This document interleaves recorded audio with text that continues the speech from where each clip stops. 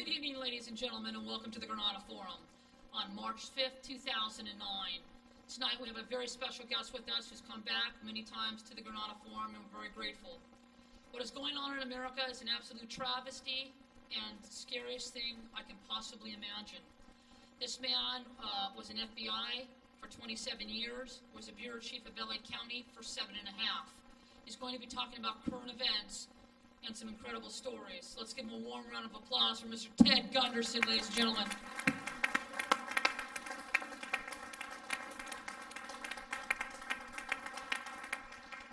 Thanks a lot. Thank you. I've got a sticker on the back of my pickup right outside. And it says, for those who fought for it, freedom has a special flavor the protected will never know. And I every once in a while somebody comes up behind me and honks the horn. Also on the other side of my bumper I said, bring back the boys from Vietnam. We left our boys in Vietnam. That's how much the government cares about our veterans and about the rest of us here in this country. They could care less. The bureaucrats in Washington, D.C., we have a bunch of criminals running the government, and I'm going to go into it in detail tonight. By the way, my brother was 21 years old, was shot down over Germany, B-24, and he tried to get in the Navy, and he flunked his physical because he had albumin. Went on a special diet, applied for the Air Force, got in the Air Force. He ended up giving his life to his country. He was a young, patriotic guy like the rest of us. I'm still patriotic. I love my country. I hate to see it, what's happened to us here today. I've got I have a special report on my table back here. And I want everybody here to take a copy of it. And I put out a monthly intelligence report. And this is the report for March. And I'll just go through very briefly with you. Before I do that, though, let me just mention, Wendy wanted me to introduce myself. I'll go into that after this report. Anyway, I start out in this intelligence report with an introduction, and then I go into the shadow government, and I call it the covert government criminal enterprise, which is what it is. And then I give a lot of details on that. And this report explains how they operate, they're keeping track of all of us, and what's happening back in Washington, D.C. And then in this report, I have a section from freedom to fascism, and then I have a section on the Illuminati, and then I have a section on Operation Paperclip, and then the Patriot Act, the Military Commissions Act, how congressmen are being blackmailed, the Franklin cover-up, executive orders, details about the fourth closed-door session in the history of Congress in 176 years, a little information about the mainstream media. They deserve a lot of attention because they're as responsible as the corrupt politicians in Washington, D.C. And then I go into, in this report, the real terrorists, the CIA and the military intelligence and other intelligence agencies. And then in this report again, I say what's the future for those of us who are patriots. It's a dynamite document. And I want everybody here to make sure they take a copy of it and make copies yourself. Give it to your friends, to your neighbors, whatever you want to do with it, but get the word out. Now, if you want to, I also have some other material back there, but you're welcome to. But if you want to drop a little donation in the box, I won't turn it down. You spend $80 making 50 copies of this report for you to pass out. I had a very illustrious career in the FBI. I graduated from the University of Nebraska in 1950.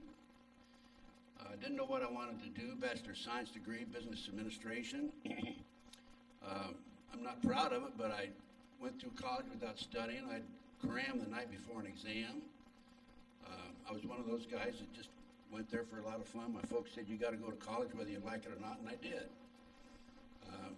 And I had a lot of fun. It was a lot of fun. And in a way, it was very helpful to me because I ended up being able to memorize in a short period of time before I took the exam. And then, of course, as soon as the exam was over, I'd forget all about what I just learned.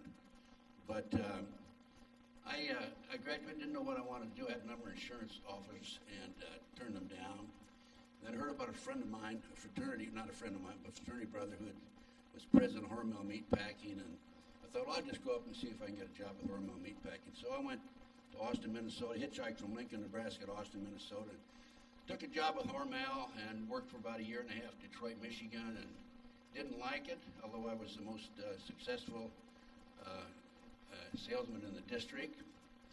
And one day I'm driving down Grand River Boulevard, you know Detroit, and I heard about a friend of mine, Dick Kinsey from Falls City, Nebraska, a little small town, who had applied for the FBI, was accepted, and I said, you know, Dick and I used to chase girls and play poker and all that sort of thing, and I said, if Dick Kinsey can make it in the FBI, I can make it in the FBI. And I drove right downtown that fast. I make quick decisions, by the way. And I applied for the FBI. Now, the only problem I have, and had at that time, is you had to be 25 years of age, and I was 22 years of age. So the fellow interviewed me, his name was Zimmerman, I'll never forget his name as long as I live. He liked me. He said, well, write a personal letter to J. Edgar Hoover and tell him, although you're only 22 years of age, you look like you're 28. Well, I actually look like I was 18 or 19. I've always looked like, right now I'm 80 years old, and people say you look like you're 65, right? I've always looked young for my age. So I wrote this letter to J. Edgar Hoover, and what do you know, 6 weeks later, I'm in Quantico, Virginia, and training, a 14-week training course. And from Quantico, I went out to my first assignment. And I had never been south of the Mason-Dixon line. I think the furthest south I was of Lincoln, Nebraska, my home, was probably St. Louis, Missouri. And I'm assigned right in the middle of Alabama, Union Springs, Alabama, a small town of 2,500 people. Great experience. We were responsible, the senior partner and I were responsible for 5 counties, anything that came up with the FBI in those 5 counties, including Phoenix City, Alabama, which are right across from Columbus, Georgia, and there was a big base there, Fort Benning, and Phoenix City at that time was known as Sin City, and downtown Phoenix City was not Walgreens and Ralph's. It was bar on both sides of the street for about 3 blocks. Heavy prostitution. The town was corrupt. The town at night was run by Buddy Jowers, deputy chief of police, assistant chief of police, and in the daytime by Albert Fuller, who was the deputy chief of the sheriff's office.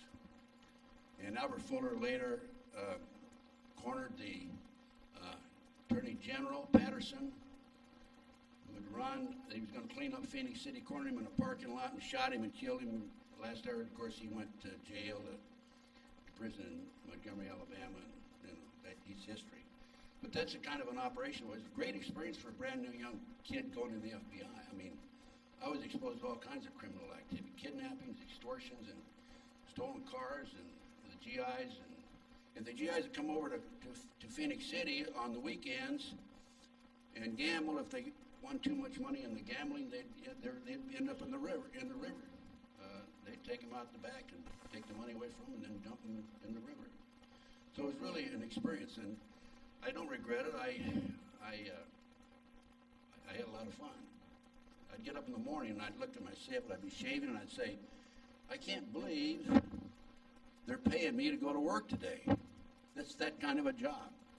So anyway, from Alabama, I'm going to get into current events pretty soon. I want to give you a little background on me. I've never done this for Dennis, I don't think, have I, Dennis? And he's been filming me for years. From Phoenix, Union Springs, Alabama, went to Knoxville, Tennessee. And there was Atomic Energy Act cases we were working, and from there I went to the Big Apple, New York City, worked counter-espionage. From there I went to Albuquerque, New Mexico, worked Communist Party USA General Criminal. And while I was in Albuquerque, we had a bank robbery. And the robber stood in line and robbed the bank. And he turned around after he robbed the bank to the guy behind him and said, "Did you see me rob the bank?" The fellow said, "Yeah, I saw you rob the bank." And he blew him away. And the next guy behind him, he says, "Did you see me rob the bank?" The fellow said, "No, I didn't see it, but my wife did."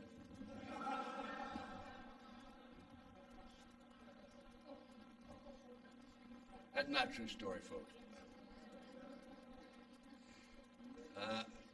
The men laugh at that, but the women don't, okay? Oh, there's a lady over there with a smile. So anyway, from Albuquerque, William C. Sullivan, who was number 2 man in the FBI. Actually, there was Hoover, Clyde Tolson, who was a figurehead, and then Sullivan, some other gentlemen. Bill Sullivan was quite a flamboyant individual, young little Irishman, not young, but he was a young Irishman, young in heart, that is. And he came out to talk to the scientists at Los Alamos and took a shine to him. He said, "Ted, you need to go back to headquarters." So as a result of meeting Bill, who, by the way, was liaison with the FBI and the Warren Commission, and after he became involved in that assignment, he came to work one day and his name was scratched off the door and the locks were changed, and I rather strongly suspect that he knew a little too much, because Bill was a very, very honest man. And that, of course, the Warren Commission investigated the Jack Kennedy assassination. And I don't want to get off the topic, but Bill, later, after he retired, became head of DEA, Drug Enforcement Agency. And then he retired from DEA, and he had a place up in New Hampshire in the woods, and he went up there hunting. And he was shot and killed by the son of a highway patrolman. He was sitting on his porch in his chair, and the kid said that he thought he was a deer. I don't think there's any question. I think he was murdered because he knew too much about the Jack Kennedy assassination. But going on back to Bill, Bill promoted me to Washington, D.C. I worked organized crime and racketeering as a supervisor. I had 26 field officers under me. That was when Bobby Kennedy was Attorney General, Jack was President, and then when Jack was murdered, I went over and worked White House Special Inquiries under Johnson. And then I went out as number 2 man in the state of Connecticut, Assistant Special Agent in charge, during the old Black Panther days, the late 60s, early 70s. Then I went to exciting days, by the way. Then I went to Philadelphia. I was number 2 man in Philadelphia, Assistant Special Agent in charge. Then into Washington, D.C. as an inspector, chief inspector. And then out, I had my own division. I was in charge of the Memphis office division, which is Western Tennessee. And then I was in charge of the Dallas, Texas office, small Memphis, small, Dallas, and medium-sized. Dallas in charge of most of northern Texas, excuse me. And then I was promoted out here to Los Angeles. I was in charge of the LA division. I had over 700 personnel under my command, $22.5 million budget, in charge of most of Southern California, except for the San Diego area. Big responsibility, a lot of fun again. I basically was public relations, gave speeches, did a lot of radio work and so forth. I'm a good delegator. I delegated all the time. I had good people under me, though, real quality people. And I was actually interviewed for the director's job in 1978. I was considered to be director of the FBI. But looking back there's no way they were going to hire a Hooverite, and I was basically a Hooverite. Now, one of the most popular questions asked to me when I give lectures is, was Hoover gay? And my answer to that is, well, I'm not a bad-looking guy. I had a half a dozen meetings with him, and he never put a move on me. Okay. And then there's another comeback by me, and I say, and this means a lot to me. I said, well, you know, it's okay to be gay unless you're J. Edgar Hoover, right? These are the times that we have here today. And then after I retired, I was asked by Attorney General Griffin Bell to coordinate security for the Pan American Games, San Juan, Puerto Rico, 5,500 athletes. And then I was consultant for Governor Jerry Brown, California Narcotic Authority. And in 1979, I was honored as the Outstanding Law Enforcement Officer of America by the AFL-CIO Metal Trades Council in Los Angeles. I've had, I say this not in bragging or anything, but because I want to make it very clear I have credibility. And also want to make it very clear to the New World Order boys that because of my credibility, the information I put out to the public, which is quite extensive, and the research that I've done for the last 30 years is there, and I will stand behind everything that I've done. I have a library of DVDs of over 400 DVDs. I have a CD disc that I make available to the public, and everything that I have in my archives is available to you folks. And I want you to make copies like this intelligence report that I just put together for March. And I have a CD that has every one of my reports, over 30 reports, over the last 30 years that I've been attacking the rogue criminal element that's well entrenched in our government. 6,500 pages of over 30 reports. Those are available to you. So that's basically a little rundown on my background. I'm not some guy pushing a grocery basket looking for a recycling center. And the boys that I am criticizing on an almost daily basis and in my work, they don't like the fact that I do have this credibility. You know, when our forefathers founded our government, they had the judiciary, legislative, and executive branches. They had no idea that eventually there would be a fourth branch of the government, the covert government criminal enterprise is what I call it. And it's also known as the shadow government. In the last 30-some years, I've exposed CIA drug operations. One of my first major investigations, the Dr. Jeffrey R. McDonald case. He's a former Green Beret doctor who was convicted of murdering his wife, 2 children, February 17, 1970 at Fort Bragg, North Carolina. I've talked about it to the forum, not a forum before. I won't go into a lot of details. He was tried, convicted, sentenced to 3 consecutive life sentences. And right after I retired, I was asked to investigate the case. Within 10 months, I obtained a signed confession from Helena Stokely, a girl in the floppy hat, if you know the case, on the stand on the corner that the MC said was standing there at the time when he was en route to the scene. And she said that Dr. McDonald did not commit those murders. They were committed by her satanic cult group. I went public with the information, radio, TV. I was on Geraldo 4 times. I've been on a number of other stations, 48 Hours Mysteries, Inside Edition. And I went and I said, hey, this man is innocent. And he was murdered, his family was murdered by a group of Satanists. And the reason the government's covering up that case is because this cult, satanic cult, were distributing drugs up and down the East Coast that were being flown in the body cavities of the dead GIs from Southeast Asia. And if it came out that the cult was involved in these murders, it could have exposed the whole operation. Documentation on this is in January 1, 1973, Time magazine. So I've done my part about exposing the drug operation. There's other people like Gary Webb, who's also done his part. He ended up being suicided. I'll mention that in a little while. And then another case that I had is the Finders. And people find it very difficult to believe what I'm going to tell you now. But as an outgrowth of some work that I did in the 1980s, the Franklin cover-up, which I'll get into also a little later on, I learned about an organization in Washington, D.C. involved in kidnapping children, taking children right off the street, and international trafficking of the kids. And then later on, after I developed this information, it's very well documented. I have it in a report, one of my reports. There were 2 men and 5 young children, ages 2 to 5, noted in a park in Tallahassee, Florida. And the police in Tallahassee were called. They went down, the men were well dressed. They had a van with Virginia license plate.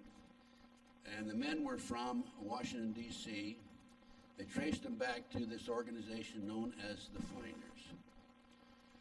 The police in Washington, D.C. raided the Finders headquarters. and they developed all kinds of information about international trafficking of children. They named Hong Kong, they named England, France, Germany, the Far East, all over the world. They also had information about terrorist activity that was taking place and explosives and what have you. As a result of this publicity and the fact that it was actually a CIA covert operation, the finders closed down their operation in Washington, D.C., and they're now operating, they continue to operate out of a church and a hospital in Wichita, Kansas, according to my informants. I have taken this complaint, this report that I have, it's called The Finders, and I have presented it to the FBI on a half a dozen occasions over the last 10 or 12 years, 15 years, and I have yet for them to come and talk to me about it. And the fact that it's a CIA operation is documented in a U.S. Customs report. The customs agent was involved in the investigation, along with the Tallahassee Police and the Metropolitan Police Department in Washington, D.C. So let's talk about the terrorist movement. February 26, 1993, car bombing World Trade Center, that was orchestrated by the FBI. They had an informant, Salam, who wore a body mic when he met with the terrorists, and very wisely, without the knowledge of the FBI, wore the body mic when he met with the FBI, with his handlers. And this came out during the trial, by the way. So he was commissioned by the terrorists to put the bomb together. And he went to his FBI handlers, we're going to put a dummy bomb together, aren't we? And his FBI handler says, no, we're going to put a real bomb together. So the FBI not only knew about the car bombing of the World Trade Center in '93, but they furnished the ingredients for the bomb. Now this is in the New York Times, October 28, 1993, right there, black and white. And I cannot understand to this day why we have not had congressmen or somebody in the government jump up and down and say, I demand an investigation. It was never investigated. And then the next thing that came along was, in the way of a terrorist movement, was Oklahoma City, and that was April the 19th, 1995. I have a 222-page report on Oklahoma City. The fertilizer bomb in the truck was not a fertilizer bomb, as the government claims. It was an electrohydrodynamic gaseous fuel device, which is a highly classified bomb. And it was tested in the early 1982 in Area 51. It was so, its power was so underestimated that one of the technicians died and two of the technicians were injured. It was manufactured by Dyna Nobel out of Salt Lake City. It was designed by a fellow named Michael Reconasuto, and he worked with Hercules Manufacturing out of Silicon Valley. Now, if you look at the pictures of Oklahoma City, half the building is blown away with a fertilizer bomb. That's what the government says, of course. Well, no, this bomb was so powerful that it did that. And what happened was I'll call it the barometric bomb, the electrohydrodynamic gaseous fuel device, went off. Milliseconds later, a conventional bomb went off, and there were 4 other conventional bombs that were supposed to go off and bring the whole building down, but they did not go off. The 4 others did not go off. I have tapes of the news broadcasts the afternoon of the bombing in Oklahoma City. I have 5 different news broadcasts, and the commentators said, oh, we're going to find out who's behind this now because they're bringing the bombs out that did not explode. One of them said it has U.S. Army stenciled on the bomb. In the meantime, McVeigh, sure, he was involved. He was a puppet. He was a pawn. McVeigh was visited by Jolly West, who was one of the leaders of the MKO to CIA mind control program. Jolly West secretly talked to him, interviewed him in Oklahoma and in Colorado. McVeigh was a mind control victim. Terry Nichols, the other co-defendant, sure, he was involved, he admits it. But he, in the meantime, in in January of last year, filed a 19-page affidavit in the U.S. District Court in Salt Lake City, wherein he says that McVeigh told him that the person who orchestrated the Oklahoma City bombing was Larry Potts, number 2 man in the FBI under the former director Louis Freeh, who resigned under a cloud. I made 2 trips to Oklahoma City myself personally. I developed this information about the barometric bomb, and I learned what the contract number was on the barometric bomb, and I wrote to Picatinny Arsenal in New Jersey, and I said that I wanted, oh, I just broke this. And I said that I wanted a copy of the contract, which is public source information. Sorry about that, Wendy. Oops. I can probably operate with it. Huh? Okay, I just broke it off. Okay. And I wrote to Picatinny Arsenal, and I gave them the contract number, which I obtained from a Science magazine, and they wrote back and said there's no such contract. Contracts are available to the public, by the way, government contracts. I talked to an inside investigator in Oklahoma City, and he told me that there were at least 11 other people involved in the Oklahoma City bombing, and our government's done nothing to further identify them. The patsies were McVeigh and Terry Nichols. And of course, 911, there's been so much publicity on 911, I don't think I have to go into details of that, but there's no question about it. That was an inside job. That was the terrorist act that really woke up America, I think. The others they were able to cover over, but I don't think they're going to be able to do it with 911. There's so many citizens groups that are sprung up around the country. But what's the purpose of these terrorist acts? I mean, why is the government involved in them? Well, the government's involved in them because they wanted to pass the Patriot Act, take away many of our constitutional and civil liberties. Now let's take a look at the Patriot Act. The Patriot Act originally was written under George Herbert Walker Bush's administration, and a female lady Department of Justice attorney who was involved in writing it publicly made the statement, before this passes, people will have to be killed. And she was right. And that's what happened with 911 and some of these other matters.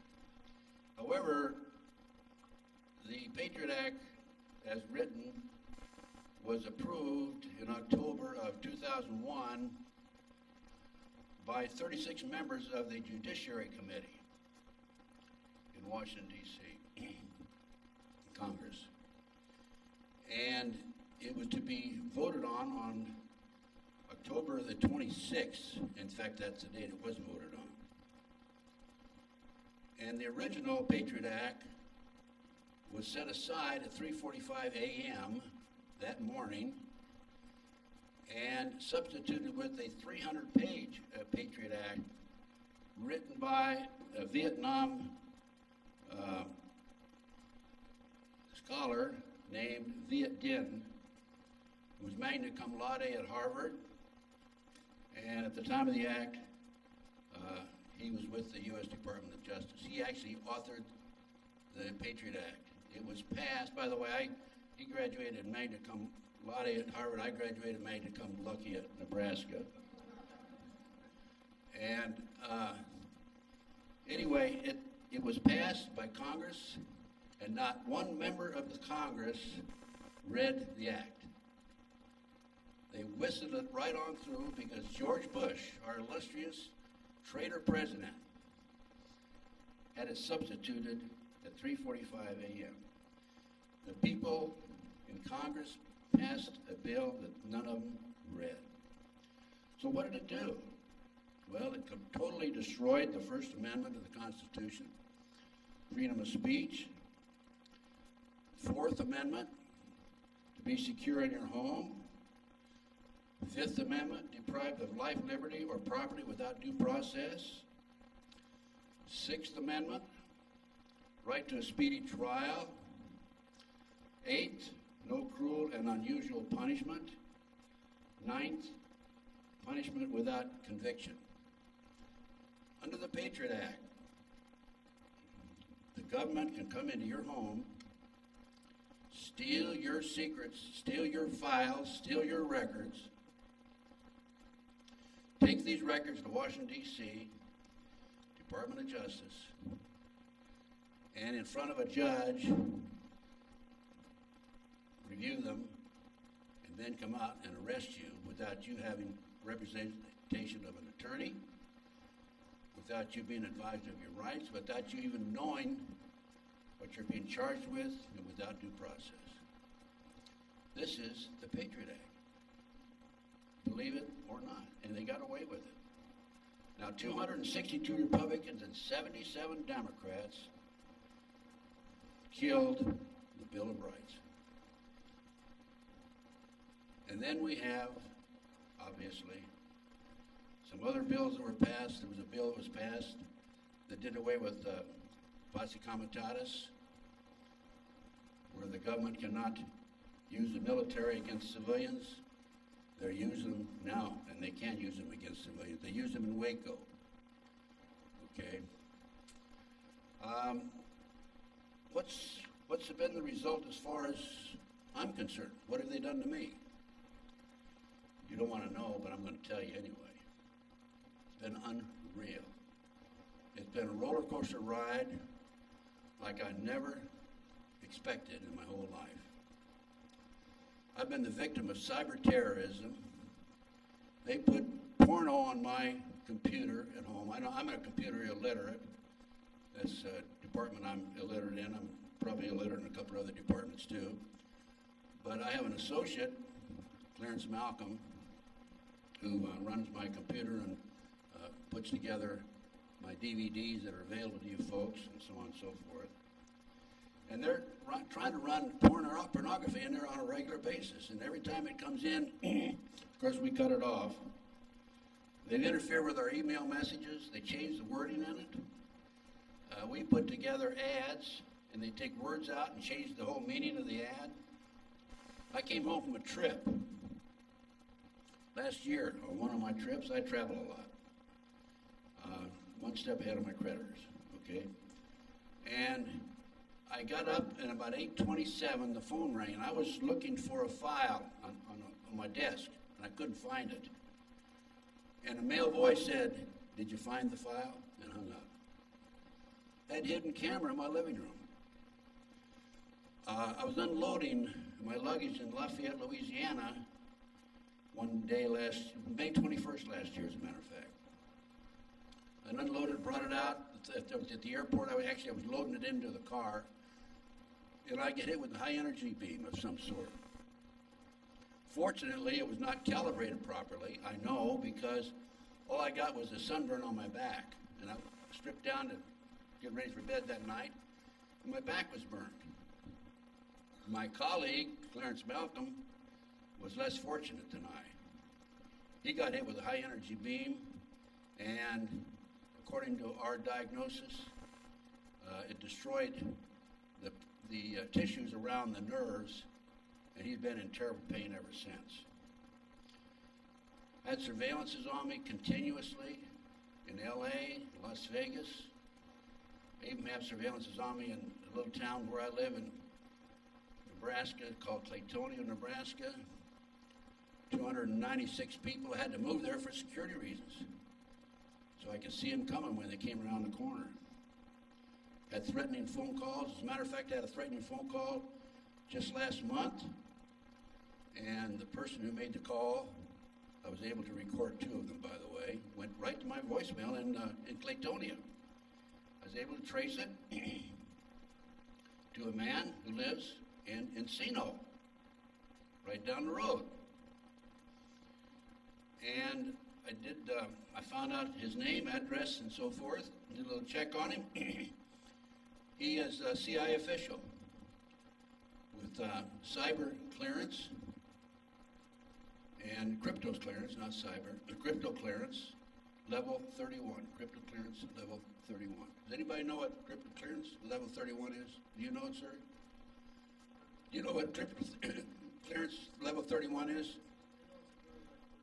Is that a high clearance? How high? Pretty high, okay. I don't know. I looked it up on the internet and couldn't find it. Well, this is the fellow that made this threatening phone call to me. By the way, that phone call is on my website. If you want to tune in on it, go to my freeviamail.com, and you can check it out. There's profanity on there, so don't have any kids around when you're listening to it. My mail has been tampered with, been stolen. A check came in to my home in Nebraska, and it was on the floor of the post office. I've had 5 attempts on my life. On one occasion, I had 2 men sitting across from my front door in Westwood, California, back in 1982.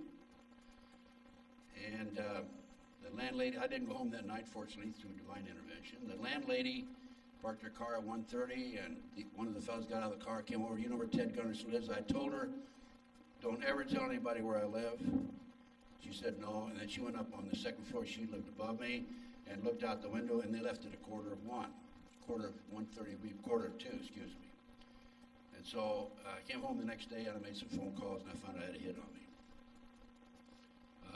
Not only that, I had 2 hits on me, 2 contracts on me. I knew where to go to get one of the hits taken off, and I made a little visit with this gentleman, and that's another story. But it's kind of amusing because I was with 3 other gentlemen. I didn't want to go alone, and we were let in, made an appointment. One of the fellows I was with was an ex-con, and he knew this individual. And we knocked on the door, made an appointment, and a man came and let us in, went to the parlor, and a dog came in. We sat down, little dog came in and smelled all of us and sat right at my feet and went to sleep. And the man I came to see said, walked in the room, he said, my dog likes you, I like you. So anyway, long story short, we sat down, had a little visit. He excused the other 3 individuals. I told him my situation. He went and made a phone call, came back, said, I took 1 hit off of you, I can't take the other one off. The 1 hit was by the Israeli mafia, which he was able to get rid of, and the other hit was by the satanic cults out of Houston, Texas.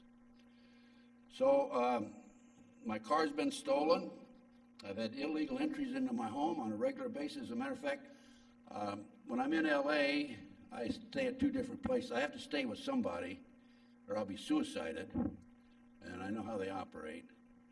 But I went by, when my daughter's not here, she's overseas right now, but I went by the place to pick up a material for this lecture tonight, and the material was kept in my daughter's house. It's gone. It's missing. So they came into my daughter's house this last month while I was gone and took some more of my material. They're in and out of my houses and locations and offices on a regular basis. It's like Grand Central Station, to be honest with you. Had my car stolen. I've had 2 further attempts that I interrupted. Oh, thanks, Wendy.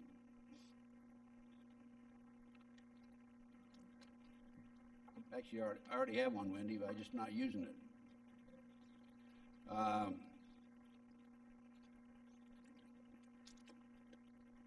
I've had my brake line cut. I've had unusual number of flat tires.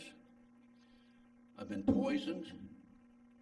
I moved from Los Angeles to Las Vegas in 1994, and I was in my condominium, and I didn't feel right, and I knew there was a problem with me. And as I'm very paranoid, being paranoid is healthy. And the more paranoid you are, the healthier you are. And so I went down and had the blood test. I had arsenic and cyanide in me. And what they were doing, I think, they were pumping poison in from the condominium next door. I never saw anybody over there, but I know there was somebody there. And what they did, whatever they pumped in there, in addition to the arsenic and cyanide, gave me high blood pressure. So I'm fighting high blood pressure now. I never had high blood pressure before. So what they want to do with me is, you know, we die of a stroke or heart attack. Then they see the old guy died of natural causes. My front wheel came off, driving 75 miles an hour on the freeway back in the middle 80s. And I was driving from Omaha to Lincoln, Nebraska. I was back there working the Franklin cover-up case. It was kind of funny. I was driving like the car's like this, and all of a sudden it went like this. And I look off to the right, and here's my wheel spinning about 15 feet in the air. And highway patrolman came along. He said, well, yeah, somebody loosened your lug nuts. And the lug nuts on the left front wheel were also loosened, but apparently somebody interrupted them.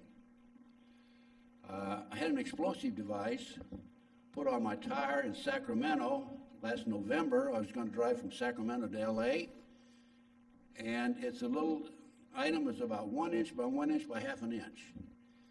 And I happened to come out. I looked my car over pretty closely, and I saw this. It was stuck on there on the inside of the front left tire.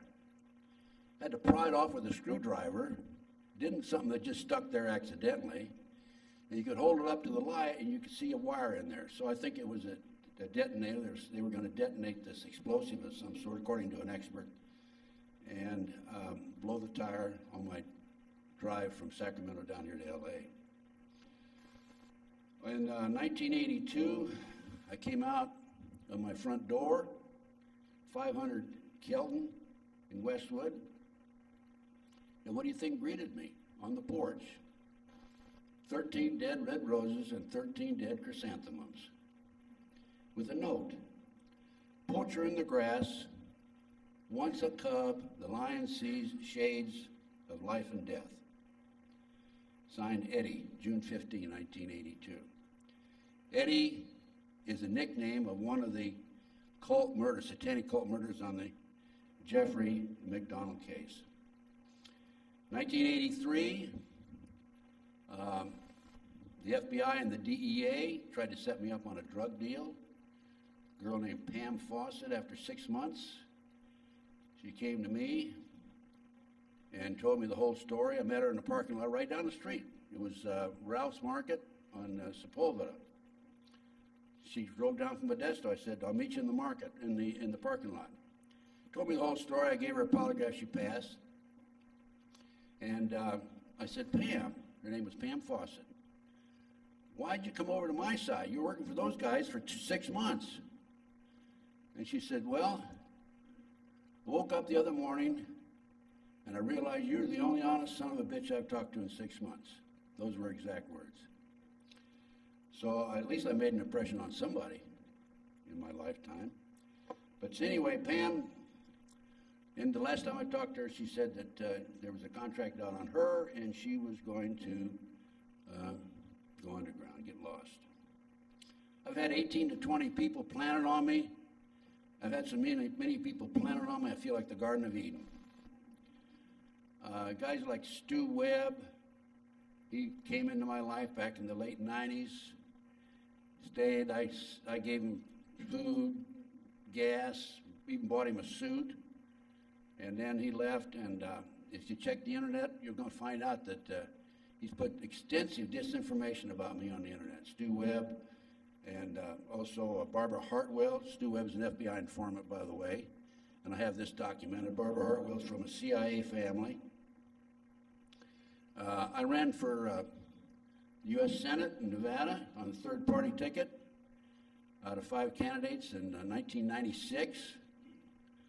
And of the third-party candidates, I came in third of all the candidates, so I beat out the other 2 candidates in the other 2 parties. But of course, you're not going to beat out a Democrat or a Republican.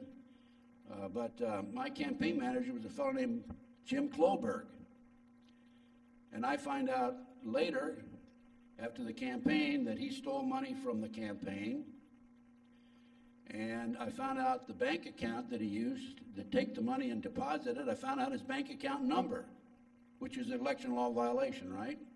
Federal violation. I gave it to the FBI, and they refused to do anything or to even talk to me about it. And I find out that he was, in fact, an FBI informant. So I've kind of reviewed the Patriot Act, Bill of Rights. We had a closed-door session of Congress last March. I think Linda or somebody just mentioned that a few moments ago. And in that closed-door session, I think it was March the 10th, I'm not sure of the exact day, it was discussed that they were going to destroy the economy, break the economy of the country in September of last year, which happened. And the government was going to go bankrupt in February of this year. They also discussed the new surveillance techniques that were being designed and directed against American citizens, and also where the congressman would go if there is a civil unrest and where they can seek sanctity and safety. So they're going to take care of themselves. There's absolutely no question about it. In my report, I mentioned the executive orders. They're on page 10, by the way.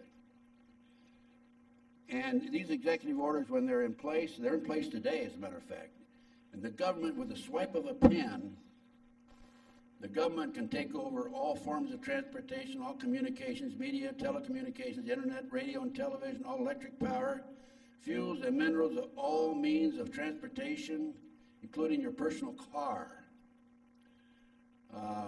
All sources, farms, mobilized citizens, all health, education, welfare functions, the post office, all airports and aircraft, railroads, public storage, and all financial institutions. And all the president has to do is a swipe of a pen. He can take over all the items mentioned above. On page 5 of this report, when Attorney General Ashcroft came in to be Attorney General, I wrote him a letter. This paragraph, the first paragraph on page 5, is from the letter that I wrote to Ashcroft. Our government has an extensive computer system used by the government. The shadow government knows exactly when and where you rent a car, make airplane reservations, check into a hotel or motel, keep track of your bank accounts, keep track of all your credit cards and records, gun purchases, passport applications, magazine subscriptions, medical prescriptions, academic records, driver's license, bridge toll records, judicial and divorce records, and telephone records. Ladies and gentlemen, they have us covered like a blanket. In 96, in addition to running for the U.S. Senate in Nevada, I ran for President of the United States, okay? And I re-registered for Republican to Democrat, and I knew that I didn't have a chance to get against Slick Willie, but I figured some people urged me to run, and I did. And I tried to get to New Hampshire for the New Hampshire primary, and Kloberg would not give me airfare to get there. But in spite of that, I came out, I think, 10th or 11th out of 21 candidates. And then I did get to Texas. And by the way, if somebody tells you that the poor man can run for President of the United States, you're going to believe that? Just to register in the primary, it takes over $100,000. $1,000 in New Hampshire, $2,500 in Texas. But I did raise the money to run in Texas, and I went down there for 3 weeks. I came in 5th out of all the candidates there. We had over 15,500 votes.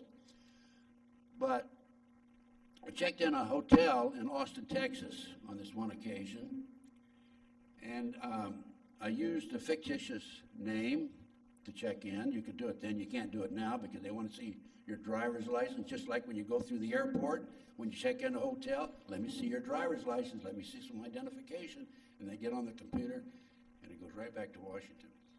Anyway, I checked in under another name. The lady who was promoting me, a former state senator, Myra Dipple's her name, gave me her credit card and gave me her car to run around in and all that sort of thing. Wonderful lady from Tyler, Texas. And I went to my room and I wrote a couple of letters and came back out. I made a phone call home, and I laid the letters down for the clerk to put a stamp on them and mail them. And of course, he didn't, I was registered under another name, right? He says, oh, I just had a phone call somebody called and looking for you. So the only people that knew I was there was my home, people at my home. And they obviously traced the call to that hotel. And so that's the way that they're keeping track of all of us. I've skipped around. I wrote a little outline here. I can't even find out where I am on my outline. But under the Patriot Act, there have been over 5,000 individuals who've been arrested. One of the more unbelievable cases involved a woman named Tamara Jo Freeman. Did you hear about that in the newspaper? Tamara Jo Freeman, on January 22nd, 2007, was flying on Frontier Airlines from San Francisco to Denver. She had 3 children under 4 years of age, and she spanked one of them. When they landed in Denver, she was arrested under the Terrorist Act. She was detained for 3 months before she was able to plead guilty. Her attorney told her to plead guilty, or she would never see her children again. She pled guilty, and then they sentenced her to 1 year in prison. She was released from prison very recently, and her visitation with her children now are a phone call once a week. They're in a foster home. There have been over 200 people arrested on airplanes under the Patriot Act. There have been over 5,000 people arrested throughout the United States under the Patriot Act itself. I have a section in this terrorist report about the news media, and it's on page 11. Brian Gumbel, you remember him? He had that morning show in the morning. He was interviewing James Nichols, Terry Nichols' brother. James is Terry Nichols, of course, being the co-defendant of the Oklahoma City bombing. And Gumbel, and I'd sent James my Oklahoma City report, 222-page report. And he says to Gumbel, did you read Ted Gunderson's report on Oklahoma City?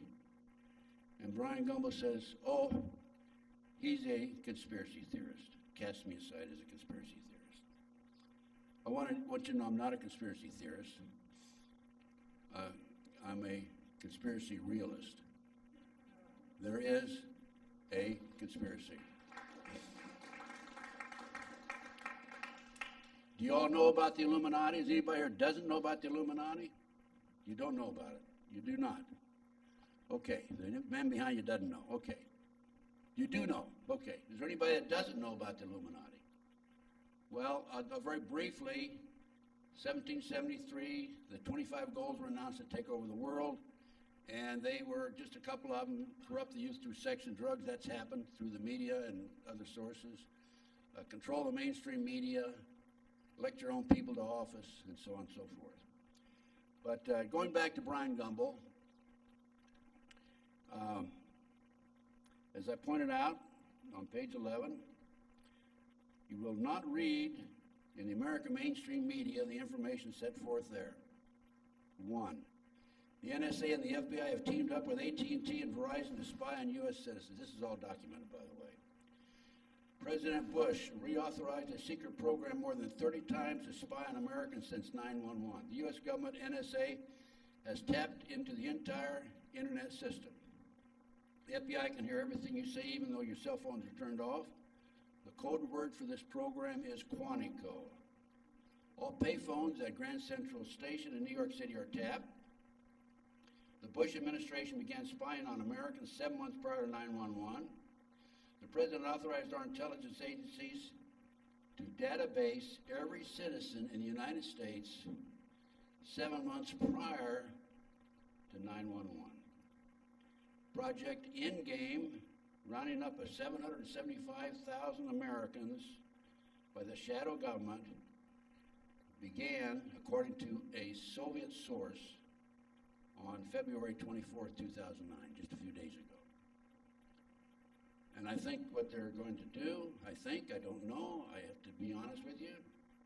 I speculate to a degree when I say this. They are going to round up the less known American patriots first, and then they will come after some of the rest of us. There is Rex 84, a program that was designed by that great American Marine hero, Ollie North, drug dealer, what have you.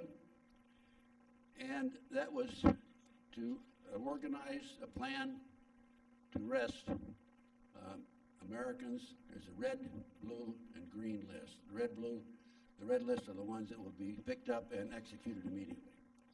There's 30,000 guillotines in Atlanta, Georgia, and in Montana. The House Bill 1274 was introduced to the Georgia State Senate House of Representatives. 1995-1996, the bill allowed the state of Georgia to use the guillotine in death penalty cases, allowing prisoners to dedicate their body organs. There are 500,000 caskets in Atlanta, Georgia, that will hold 4 bodies. There are railroad cars, especially built by Gunderson Railroad Company out of Portland, Oregon, no relation that I know of, I hope not. Aluminum benches with shackles at the ankle level. I've seen these cars. I saw one of these cars. I was driving from Los Angeles to Las Vegas, and my headlights hit an overpass, a railroad overpass, just before I went under it in Barstow, and I saw that car. That car is for real. Now, in my research, I learned that there is an airport runway in Beatrice, Nebraska. Beatrice, Nebraska, by the way, as I said, I live in a little small town, Clatonia, Nebraska, 290 people, and I'm about 20 miles from Beatrice, and about 35 miles from Lincoln, Nebraska. Lincoln to the north, and Beatrice to the south. But Beatrice, a town of 12,500 people, has a runway at this airport over a mile long, with no commercial airline traffic coming in or out. Recently, the patriots in that community have noted black helicopters maneuvering at the airport. And I suspect that what they're going to do, they're going to use the black helicopters to come in and land in our front yards. Men dressed in black, with guns drawn, will come in, break down your door, put you on a helicopter, fly you to, in Nebraska, southeast Nebraska, probably Beatrice. Put you on a commercial plane. You'll fly to Atlanta, Georgia, or some other location where there's a guillotine, and that'll be it. A government official has made the statement that the best way to preserve body parts is death by guillotine. Now, I think it's rather ironic that Georgia passed this bill 1995, 1996. That's over 10, 11, 12 years ago. Only in the state of Georgia. So that's where it's probably going to happen. Does anybody have any questions? Oh, before I go any further, let me tell you about another very interesting case that I had recently to show you the extent of the cover-up and also the extent of the satanic activity and the control that the Satanists have over our system. I have exposed this corrupt situation, this covert, rogue element within our government, city, county, and state, and the federal level. But let me say this also, there's a lot of good people in the government. There's overt and there's covert. The overt guys are like fellows like me with a tie, go out to the bank robbery, ask the clerk, the teller, what did he look like, how tall was he, so on and so forth. The rogue covert are the boys who are involved in the kidnappings, illegal drugs, and these monies is what they use to keep track of all of us and the surveillance is on me and so forth. Private enterprise, they operate looking for some way on return for their money. Now, they have to spend. With all the surveillances I've had on me and their surreptitious entries, just this month at my daughter's apartment since I came back. And by the way, in Claytonia, Nebraska, I was gone for some time, and they came in. I have 500 boxes of research in one of my bedrooms, and 200 boxes were missing. Now, is Walmart, Walgreens, General Motors, General Electric, are they interested in my research? No, of course not. This is the covert criminal shadow government that's doing this. Not only doing it to me, they're doing it across the country. I've talked to people. People come to me from all walks of life complaining about what's happening to them. Mind control, surveillances, surreptitious entries into their homes and their offices. But let me tell you about this other case now. And it's kind of interesting because a fellow named John Van Meter, he's a logger in northern Wisconsin. He's a wannabe author, like some of the rest of us. And he attended a conference in Sonoma County, California, here in October of 2004. And being a logger, he went out into the woods and looked the situation over. And at midnight on October 31st, he's out in the middle of the woods, and in comes 5 and 6 automobiles, men and women dressed in black, a woman who's bound and gagged in the nude, and they spot him and they start shooting at him. Well, John, being an outdoorsman, had his gun, and he shot back. And what happened is he had interrupted a satanic ceremony. He shot and killed 4 of them. The leader fled into the woods. The rest of them fled in their cars. He grabbed the girl in the nude, a young lady, 21 years old, put her in a car and said, "Get lost," and she took off in her car, in a car, one of the subject's cars.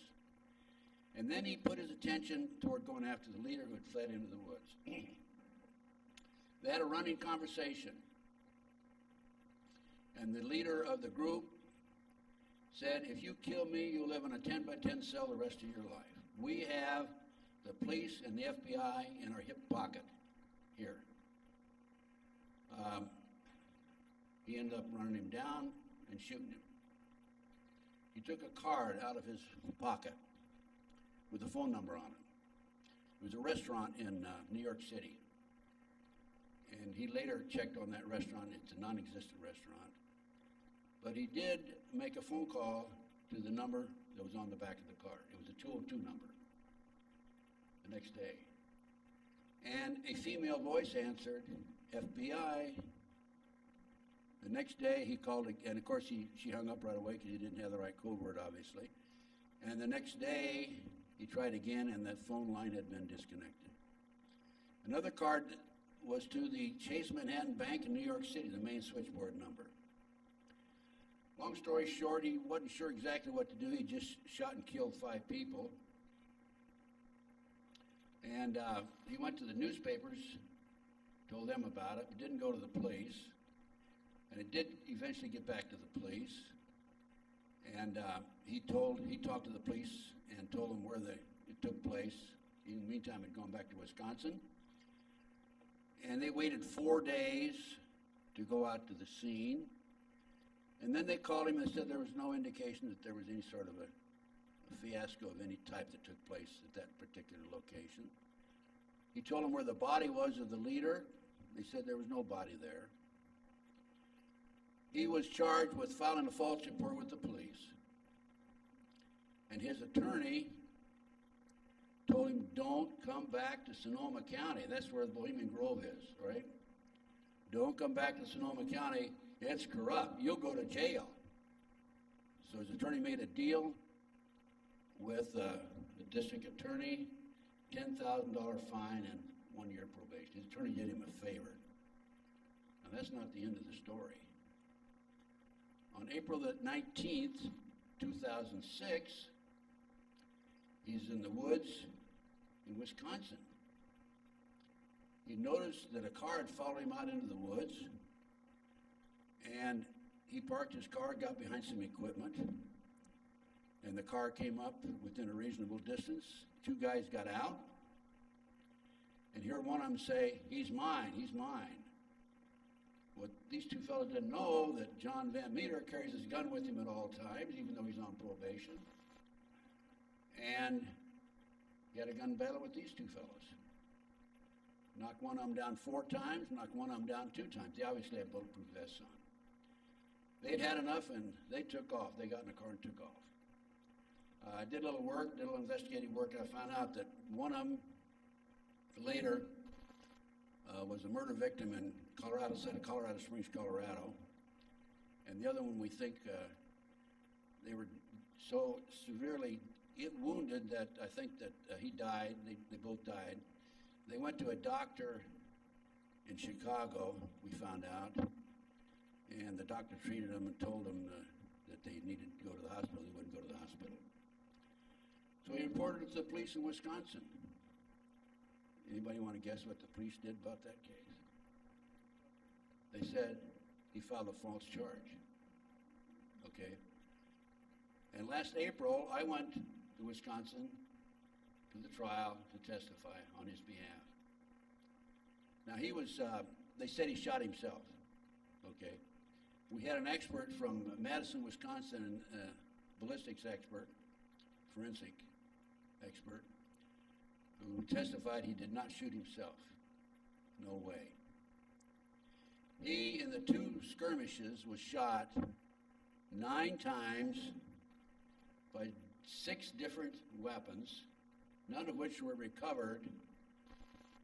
And in California, he was convicted of filing a false charge. And in Wisconsin, at a trial, he was convicted of filing a false charge. And I found out that the district attorney in Wisconsin had at one time been the district attorney in San Francisco, California, which is loaded with Satanists. Sonoma County, as you probably know, is just north of San Francisco, Marin and Sonoma County.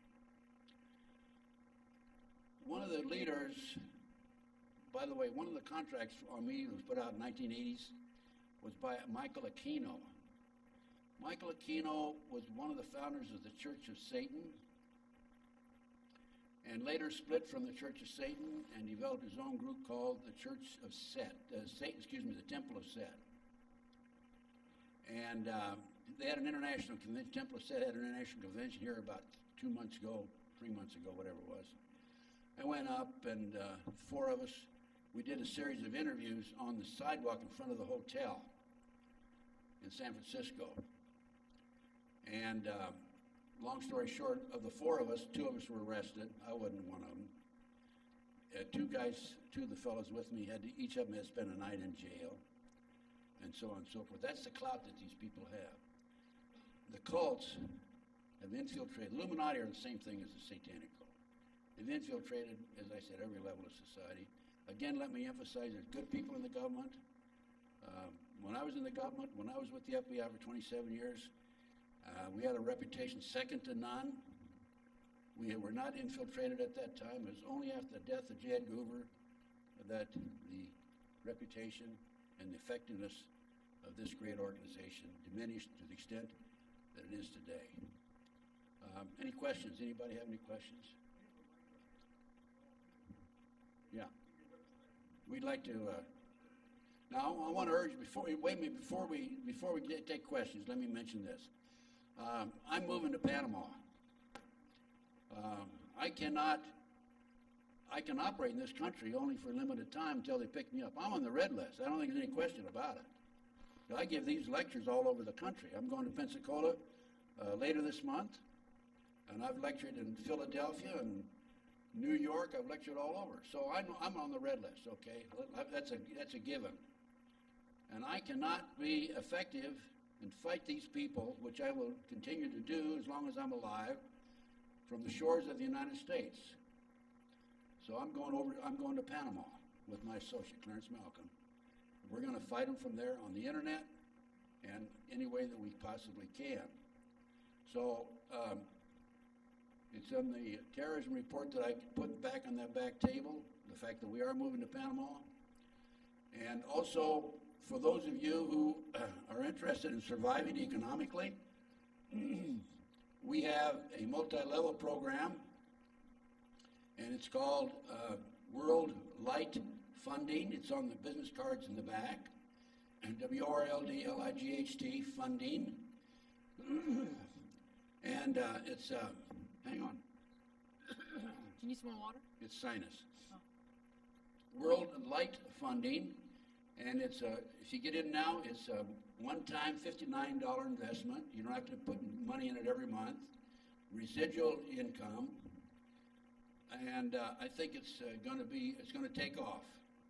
And it's only $59 you can't lose. So if you lose $59, what's the big deal, right? But you're not going to lose. I guarantee you that. And the product is eBay books. And so I urge you to join the World Light Funding multi-level program. I want you to make sure you have copies of my intelligence report. And if you would like to receive an intelligence report on a monthly basis, let us know. It's $25 a month, and we give you, like, I don't know what Malcolm has now, 5, 6 DVDs along with the report itself. This is our March report. So, questions? Yeah, Ted, we want to thank you for coming back to the Granada Forum. Due to the circumstances of what's going on, and of course you listened to George Norrie, I know, and Alex, what do you think the bottom line is? How can average Americans try not to cooperate with these evil monsters? I mean, what do you think is the best course of action, or fundamentally, what do you suggest? Well, first of all, economically, I urge this multi-level program or other multi-level programs. I think that we can help each other. This particular program is in 32 countries around the world, or maybe 132, 132, 132, whatever. Anyway, I'm not sure. My associate, Clarence Malcolm, who, by the way, was pricked with the back of his head by a stranger, ended up with uranium-235. We were able to overcome that problem. So he's been attacked also. My first webmaster was murdered. My second one was set up on a phony child molestation charge. And Malcolm's my third one. As Malcolm said, it's not real healthy to be your webmaster. But I think what I think is going to happen, I think we're going to have martial law. We're going to have another terrorist act that's going to make 911 look like a Sunday school class. And they're going to declare martial law. Everything's in line for that. We've seen foreign troops in Colorado, Oregon, and we got Germans have the Holloman Air Force Base in New Mexico.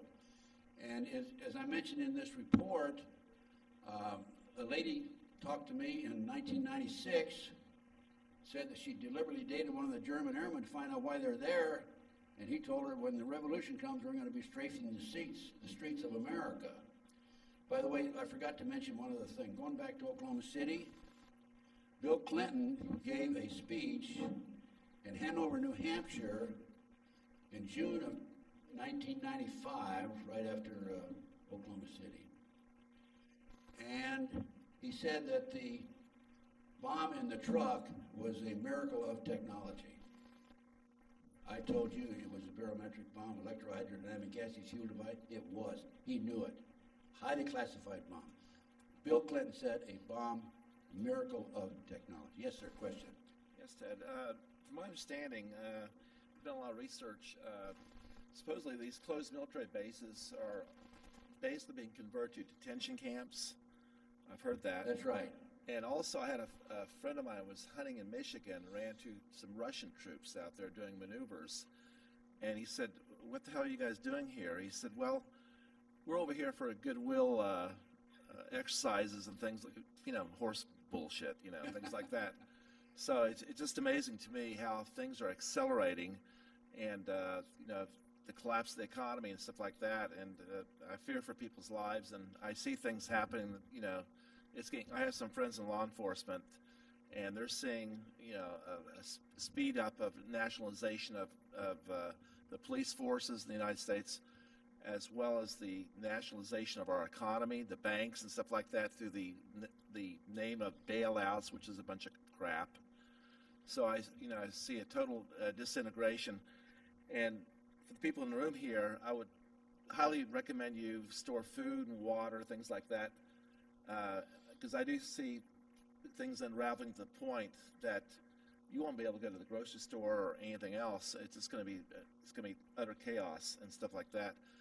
And they're going to declare martial law, and then they're going to clamp down on our freedom, because this was instituted under Bill Clinton, quite a few of these executive orders and stuff like that. Absolutely. All right, thank you. 100%, I agree with you 100%. All right, thank you. Be sure to speak into that mic so we get you on the film here. Ted, you were mentioning Timothy McVeigh and Jolly West, the CIA psychiatrist that was involved in the MK Ultra mind control experiments. He also was involved with the Son of Sam in New York, Charles Manson. That's right. Sirhan Sirhan. Mm-hmm. I think he was also involved in the Columbine murders, some of the kids involved Columbine, there. yeah. Exactly. And he was also the psychiatrist when Jack Ruby was in jail. Thank you very much for that. I knew all that too. But And a lot of these people, some of these serial killers that I mentioned, of course, belong to the Final Process Church, which is a satanic church. So they're using all these people to enact some kind of a political agenda. But, talking about you going to Panama, Mexico, of course, is being criminalized through the New World Order's control over the drug networks and the CIA. How soon before we see the level of laws, such as our Patriot Act, as being imposed as before, is generalized through Mexico and Latin America? how soon is it going to happen down there? I have no idea. I'd be guessing. But I think that following, let's face it, we know, everybody in this room knows, if you can conquer America, they've tried to conquer us from within, back in like I say, during the Communist Party days. You can conquer America, you can take on basically any country. We have China and India now, who are really the big guns in the world, will be, I think, after our demise. But I'm sure that the New World Order I know they have plans. They've got this super highway that's coming up from Mexico into Canada. The people of Texas won't stand still for it, and they put a stop on it. They tried to confiscate their land in order to build the highways, and some people, they're having demonstrations and so forth in Texas. So I think it's a matter of time. They're not going to stand still. They're going to keep pushing. The New World Order will. Well, there's been talks recently of U.S. military starting to go into towns like Juarez, where there's all these pervasive killings taking place, and Tijuana. Juarez, as a matter of fact, 7,000 more Mexican military troops were sent over the weekend, and they've been having talks already with Canada and the United States to standardize the surveillance all across. So it's part of what you call the coming North American Union. And in Arcadia, Iowa, here just in the last couple of weeks, the National Guard had some maneuvers there where they were going house to house and asking people to come in and search their house for guns and so forth. And, of course, the people were told this is just a little maneuver, just a little practice. Don't think anything of it. It's not a problem. And the National Guard was doing that. By the way, I might also mention that U.S. Marine tanks here about 3 months ago were involved in the exit entry on I-15 in the San Diego area, doing maneuvers there. So they're going to control the highways. There's sensors in the highways. They will know exactly where your car is at any given time. I talked to one of the men in California who was installing the sensors in the highways. And that's all documented. Yes. Oh, Ted, thanks for your courage.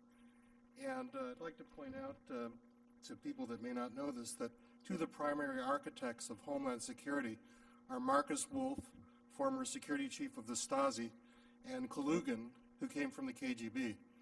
I don't know if anyone thinks Obama's going to save them, but he's not talking about stopping wiretapping, the Patriot Act, or any of the other things you're discussing. Spy satellites have been retasked. You probably know that. They're feeding that to local police departments in real time now. and that's completely illegal. There's a Homeland Security reality show. Are you familiar with that? No, I'm not. Yeah, it's on weekly now. It's a reality show. They show people being stopped for having undeclared money on airplanes. They're propagandizing us, and every phone is tapped. Every cell call, every fax, it's all being stored. So it's not just phones in Grand Central Station. It's every every communication. But thank you for your courage. Yeah.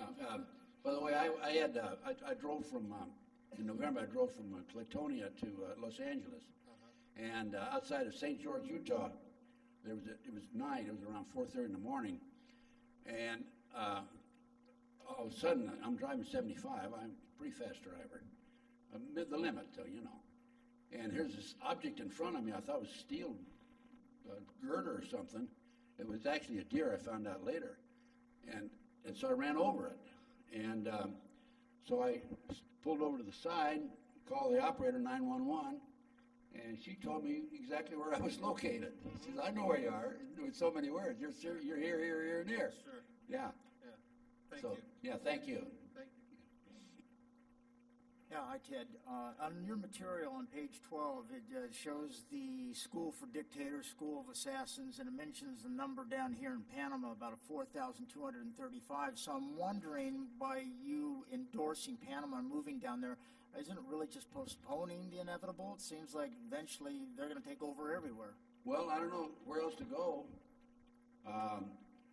My associate, Clarence Malcolm, has done a lot of research on it, and he feels that this is the safest place to go.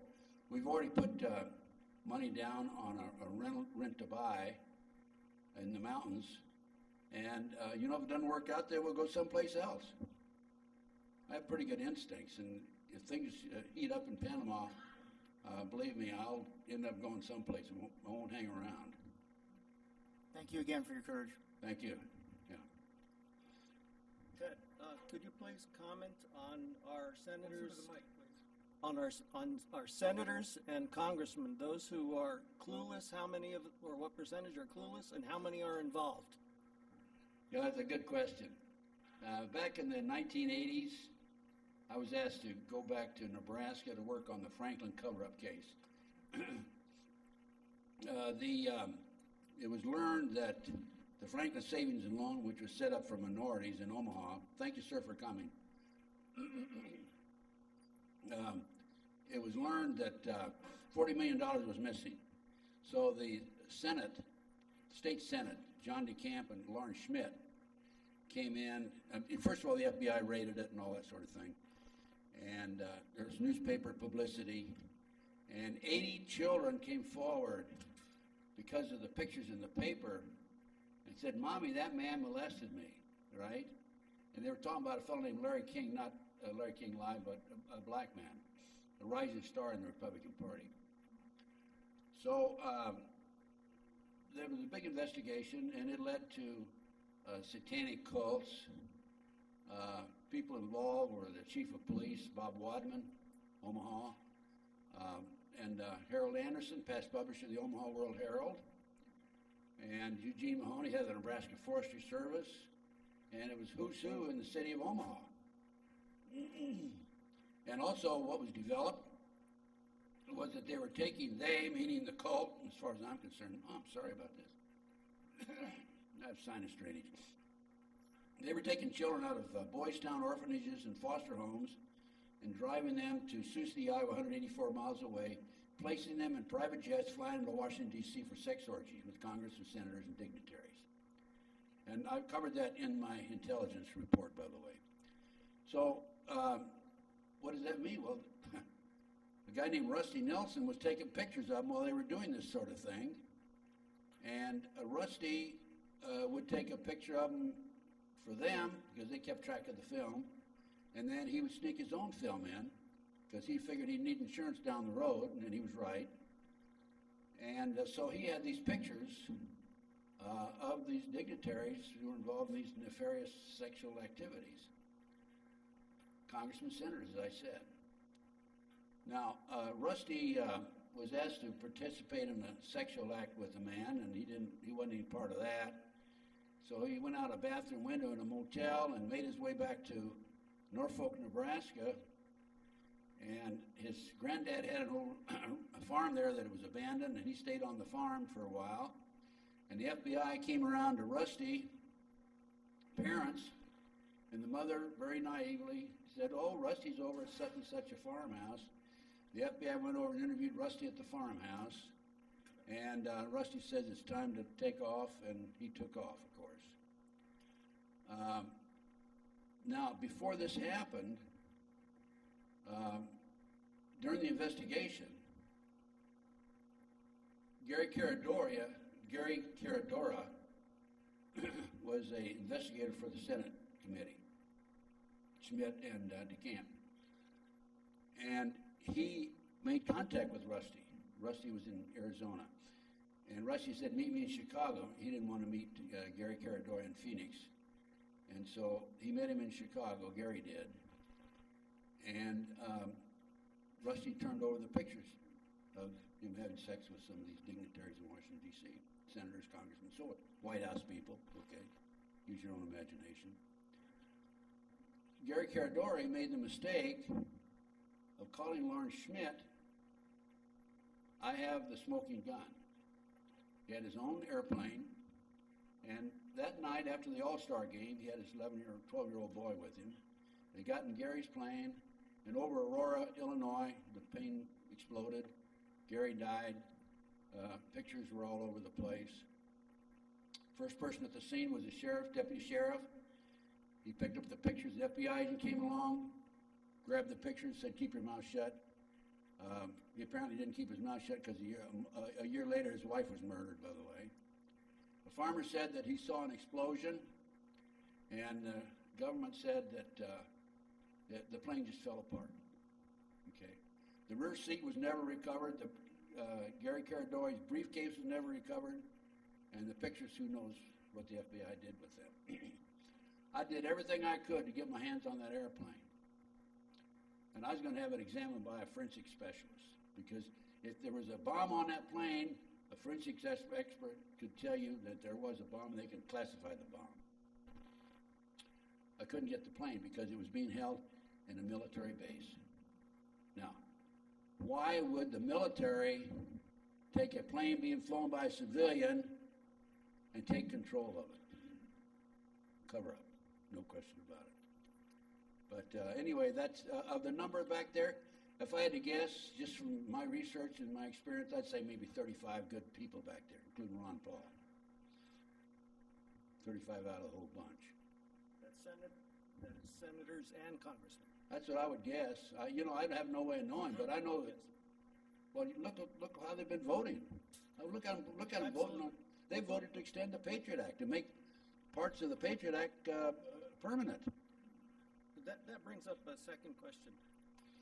It's so big, and it has so many tentacles and so many parts of the government and the military and corporations.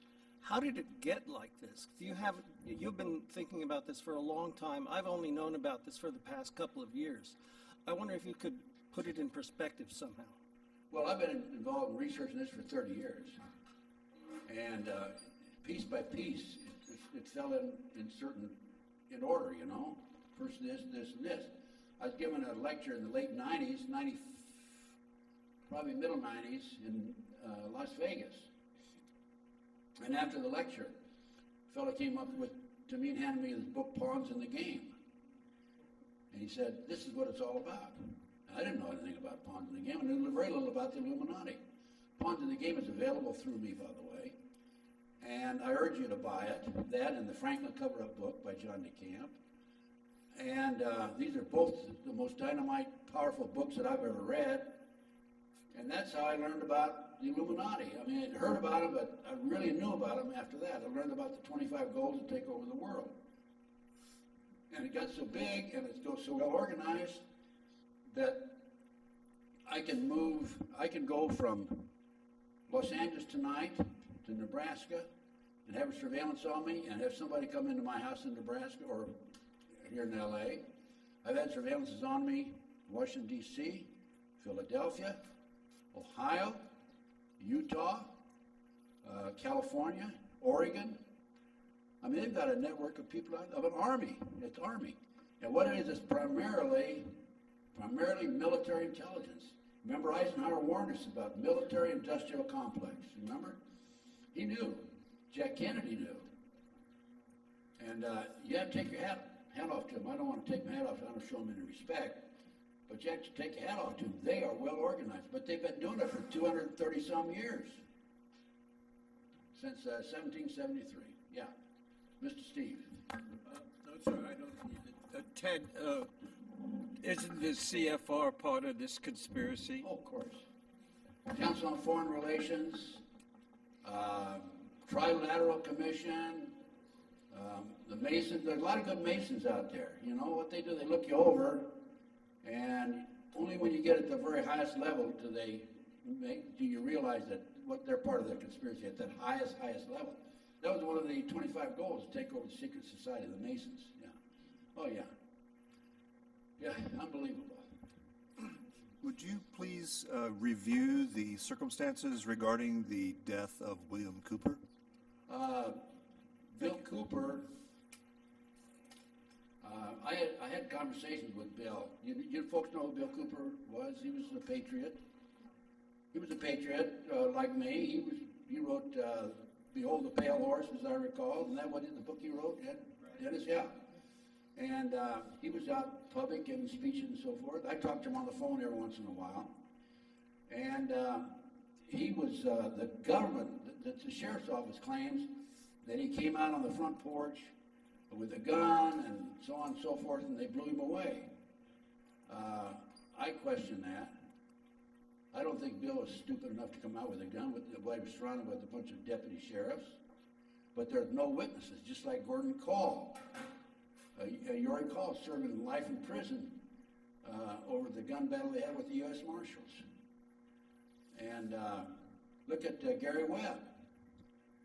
Gary Webb was suicided. You know what that means, suicide. He didn't commit suicide. He shot himself in the head twice. Okay? Danny Casolaro. Danny Casolaro was writing a book about the very thing I've been telling you about tonight, about the shadow government. And they came into his hotel in Morgantown, West Virginia. As a matter of fact, Danny called me about a week before he went on this trip. And they murdered him. They said he committed suicide. He did. There were blood transfers on the towel. You know, blood transfers is where there was, if you have a crime and if the blood just happens to be there, but if there's a towel or something and you wipe it, that's called blood transfer. There was a towel with blood transfer on it in the bathroom. They said I think he slit his wrist. They said he slit his wrist in the bathtub or something. But he's Catholic, and he left a note for his son. And I understand I'm not Catholic, but I understand you're Catholic. If you commit suicide, you don't go to heaven. That's their belief, right? And in the note he said, "Don't worry, son, I'll go to heaven." Okay? It was a subliminal message. They're good at subliminal messages too, by the way. Any other questions? Yeah, there we go. USC, good old USC, huh? Right on for SC. How much do you know about the Federal Reserve? I'm getting mixed intelligence about it. Supposedly 12 families run the Federal Reserve like they've run the central banks in Europe. And I heard that basically they print money out of thin air and charge discount to our government, charges interest on our own money, and use the personal income tax to pay for that so-called national debt back to those families, which have never been audited. And also, the central banks of Europe, the International Monetary Fund, the World Bank, they're all controlled by the same outfit, the Trilateral Commission, the Bilderbergs, the Bohemian Grove, the Freemasons and all that, the Royal Institute in England and things like that. But getting back to that, is that correct, basically? Yes. They control and own the Federal Reserve, and they print the money up. Federal Reserve is not federal. Yeah, I'm aware of that. Any more than Federal Express. I think there's 12 families that really basically run the world: the Windsors, the Rockefellers, the Rothschilds, and some others. I'm not quite there's sure. 4 American families that are involved in the Federal Reserve. 4 families. The rest are all Europeans. English. And there's 12 districts of the Federal Reserve, and what they do is they just print money out thin air and they just charge. They charge, the U.S. Treasury Department, they charge, I think, 3 cents a bill, whether it's a $1 bill or a $100 bill. And then the Federal Reserve can take that $100 bill that they paid 3 cents for and loan it out 10 times. Second question, John Kennedy was printing greenbacks back in 1962. He was well aware that, he was a member of the Boston chapter of the Council on Foreign Relations. From my understanding, one of the reasons he was killed was that he wanted to abolish the Federal Reserve, put it back in the hands of the Treasury. The second thing was that he had plans to pull out of Vietnam in 1965 because he knew it was a bogus war. And the people that really run things actually create communism, financed communism, and Prescott Bush was involved by, the idiot's grandfather. And he was deeply involved with the Illuminati and things like that, and the backing of Hitler and so forth. That's right. Thank you. Right. There was a point I was going to make about, I forget anyway. Jack Kennedy. He was also going to dismantle and revamp the CIA. Right. Mm-hmm. Okay? And he was killed by the CIA and the Chicago mob. Sam Giancana was to testify before Congress. 3 days before he testified, he was murdered. It's just a coincidence. Just a coincidence. Yeah, but there are a lot of them. There's plenty of them. I had a case in the Jeffrey Digman case. It's not well known, but the father called me, Bill Digman, and his wife Lois, beautiful people. Jeff was a captain in the Marine Corps in San Diego. Was at Camp Pendleton down there. And he was in charge of a drug task force to investigate drugs on the base. And he was murdered. And the Naval Intelligence came in, said he committed suicide. And the family hired me to put the case together to prove otherwise. Mm-hmm. And he was shot they said he was shot on the bed. Now, there was blood transfer in that instance, as I explained that to you. And he was supposed to be sitting on the bed, okay? Like this is the head of the bed, this is the foot of the bed, right? He was laying back like this, in the middle of the bed, right? Mm-hmm. And he was shot, he was left-handed, but the bullet went from the right skull through the left, right? Entry here, exit here. Yeah. Now, if he's sitting on the bed, where's the bullet hole going to be in the ceiling? Yeah. Over here, right? Mm-hmm. You know where the bullet hole was? Over here, behind him. Ooh. So what I did is the family hired me, and I went to the scene. Naval Intelligence showed up, and I opened up the ceiling where the bullet hole was, and ran a wire from there across the room, which would be the trajectory of the bullet, right? Yeah. And had he been sitting on the bed, the trajectory of the bullet was 10 inches above his head. And the father, of course, they wanted that suicide label taken off and taken out of the Naval Intelligence files. The military finally said, death unknown, cause of death unknown. Yeah. So he was, another drug murder. And Sable, Colonel Sable, you're probably familiar with that case, another drug, General OMP in Fort Sill, Oklahoma, back in the 80s. He was responsible for the largest successful drug raid in the history of the Army. And he was working in his office late one night. He had a habit of doing this. And he heard a noise outside. He wrote a little note and put it in his desk. I hear a noise, strange noise. He went outside. The next morning they found him. He was hung. And his uniform was very neatly laid next to him. And they said he committed suicide. He was murdered. Obviously murdered. He didn't hang himself. And the word I have, he was murdered by one of the people that participated in the Jeffrey McDonald case. Ooh. Remember the guy named Eddie? Okay. Yeah. Okay. Eddie. Yes. I was wondering if you were aware of any of the doings surrounding Flight 800 that apparently was shot down because the FBI came in and had some very, very strange involvement with this that appeared to completely cover it up and dismiss the witnesses completely. The people in Long Island, New York, the FBI agents would have coffee. They were working on the case, and they told the natives there, hey, it's a cover-up. He was shot down. Mm-hmm. It wasn't a pour wine in the cockpit or the gas tank or something. Right. And it's another cover-up. Mm-hmm. Another cover-up. Looks like we better not be reporting anything that we're Well, involved in. remember the eh? Egyptian airline? Egyptian airline? Yes, I never did hear the story on that. Well, what I think happened, and the reason I think it happened is because Jack Kennedy Jr. had the same experience there. The Egyptian airline went straight down. I think that what happened is that he was a mind control, the co-pilot was a mind control victim. And I think that was his assignment, because there were some high-ranking Egyptian officers on that airplane. Mm-hmm. Okay? Now, Jack Kennedy Jr., he left and went to Martha's Vineyard, and his regular instructor who we flew with was not available. He spent 45 minutes at the airport trying to line up another instructor. He finally lined up another instructor who went with him. He'd never been with that instructor before.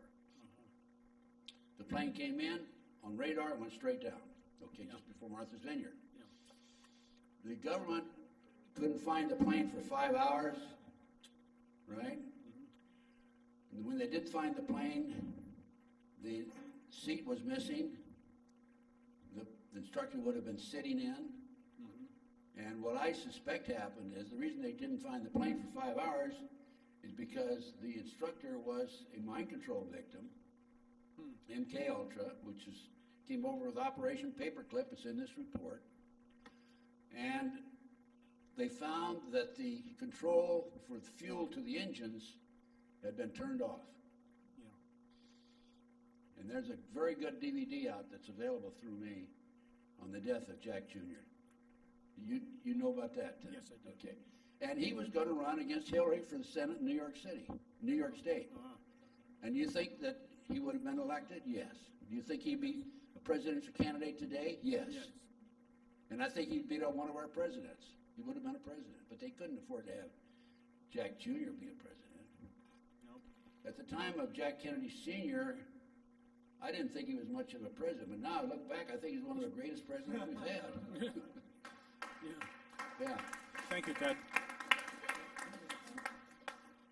By the way, Ted, I haven't read your whole report, and you may have it in there, but Jack Kennedy was also aware of, and was totally disgusted with the report that recently was declassified, the Operation Norwood. Can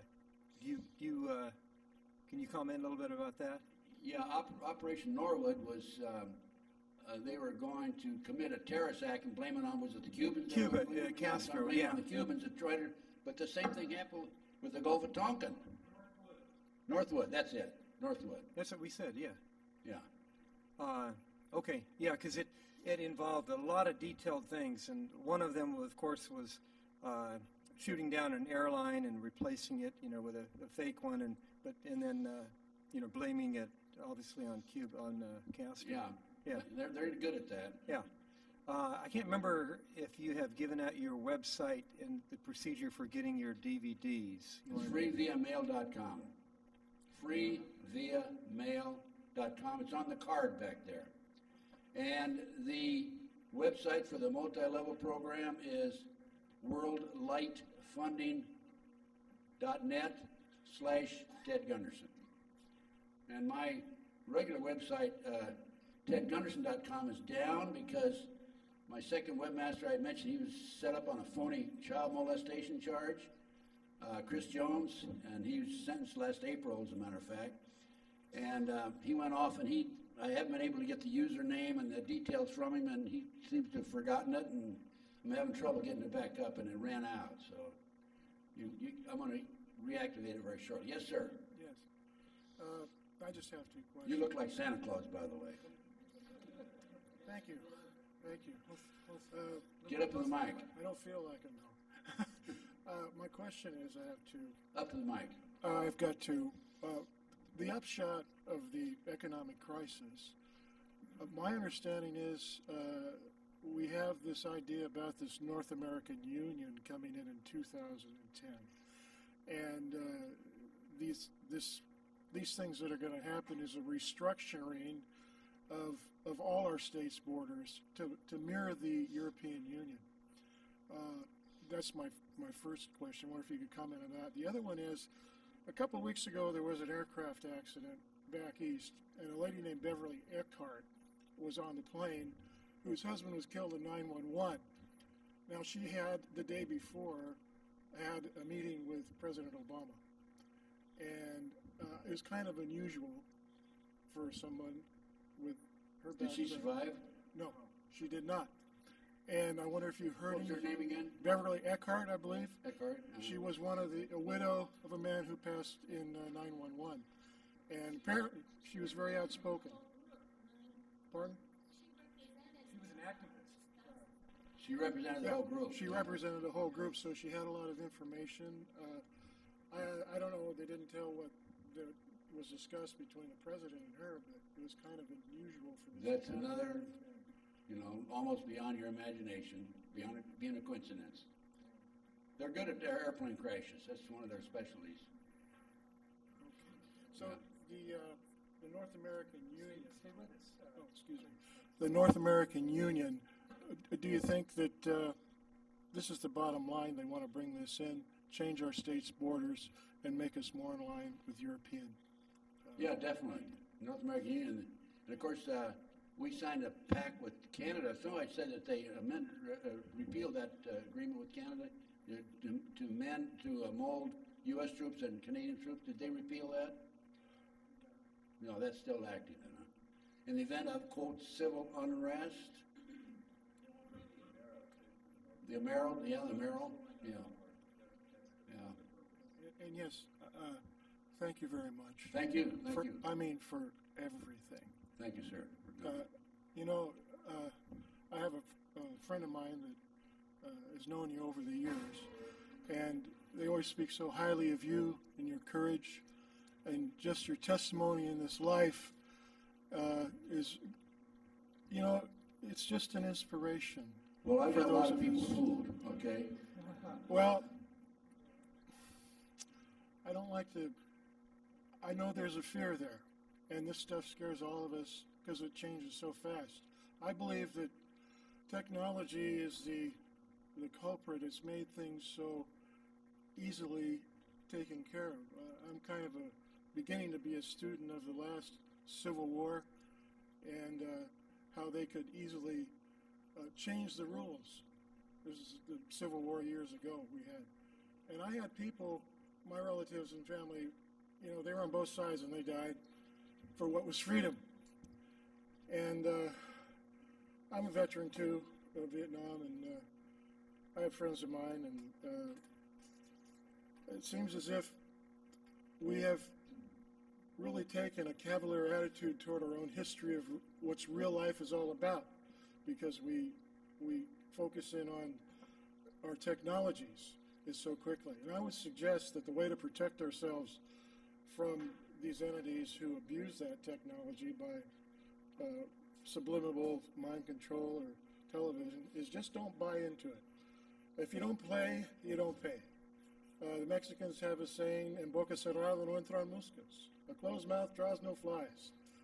But as long as you've got your agenda ready to go, and you know where you're headed, and you know that you can have set your goals in your life on a higher, greater power that's the creator of the whole everything, you're going to be fine. I believe in there's a God, and God is going to take care of us. If there wasn't a God, I wouldn't be here, believe me. Amen to that. All the things I've been through. Yeah. Thank you, sir. Thank you, sir, for coming. Yes. Gentlemen. Speak into the mic now. Yeah. Thank you for coming, Mr. Gunderson. I just was wondering, what do you think of the, plane crash with John Kennedy Jr. and, of your network of people, that deal with your kind of work? What did they think of it at the time at the time that it happened, and the way the family disposed of the body?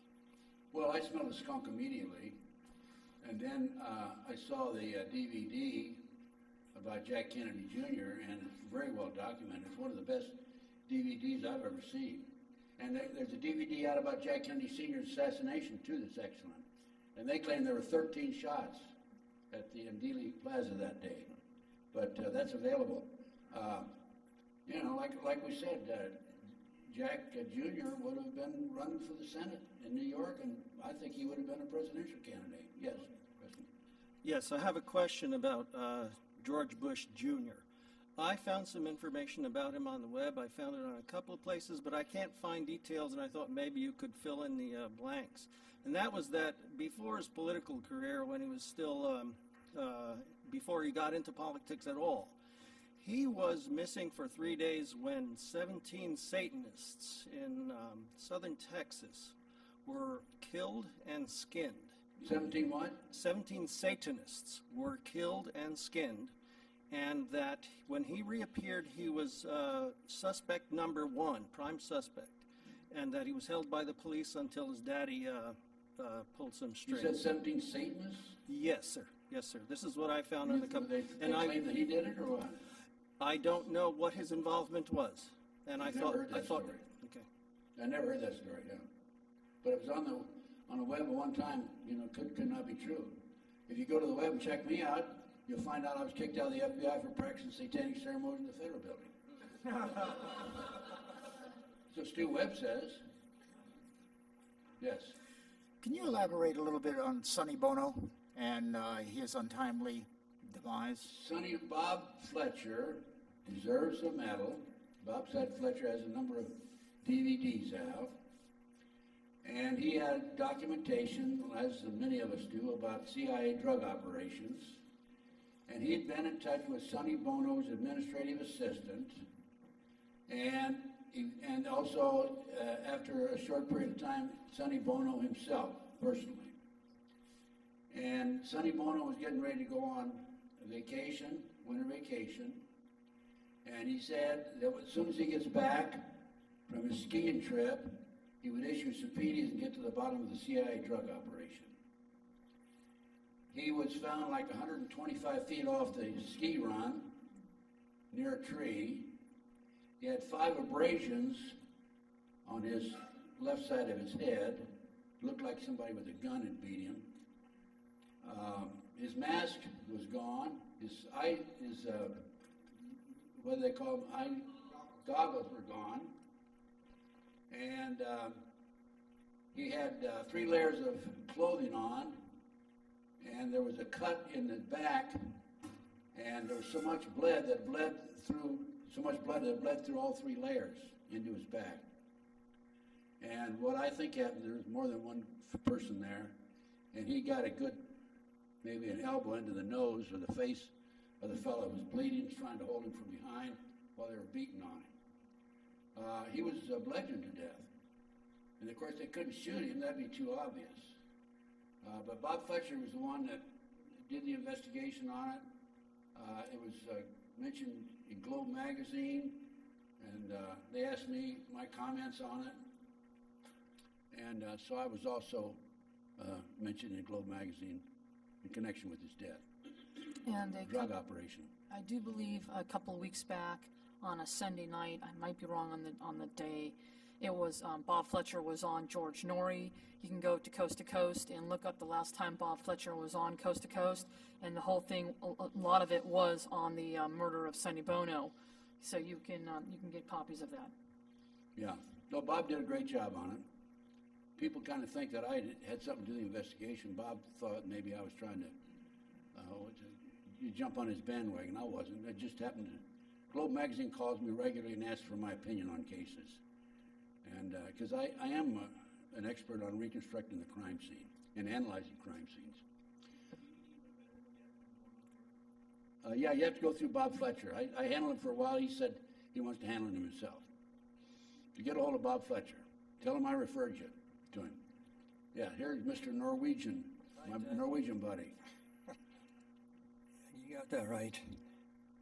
How long do you think it is before they start this road all the way through Canada from Mexico? Before they start the road? The what? The road, the international, whatever. Oh, they've already started it.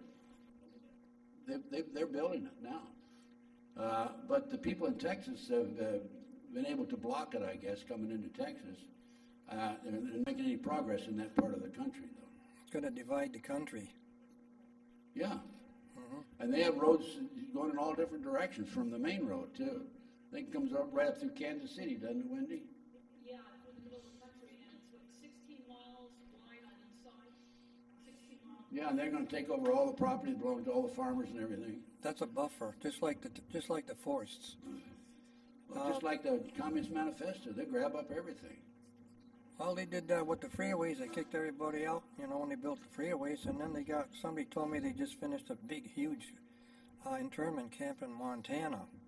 A huge what? A big camp, Camp? Yeah, for people. Oh, yeah, they got 1,000 camps around the country. 1,000, yeah. Thank you. Internment camps, yeah. Okay, I guess, listen, folks, make sure you get all my material back there. If you want to leave a little donation to cover the photocopy work, I'd appreciate it. And see you all next trip.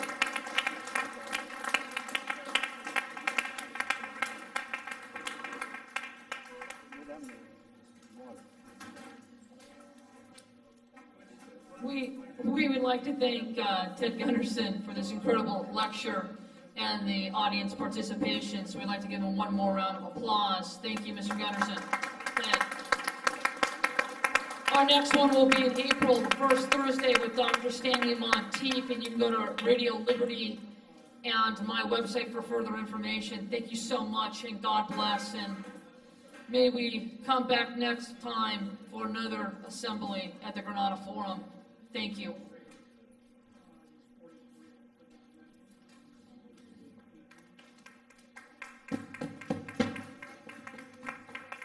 Yeah.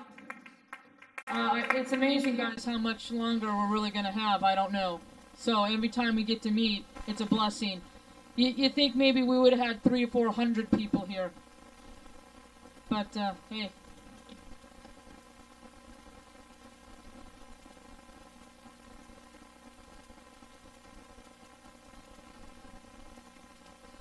Yeah, we have a nice lady here wants to know how mind control and the airwaves and how they affect us. I think Ted could probably answer that too. Jack, do you have any interest in this one, Jack? Ted, real quick. Do you know how the mind control through the airwaves, how it's affecting us? I know they're using the chemtrails.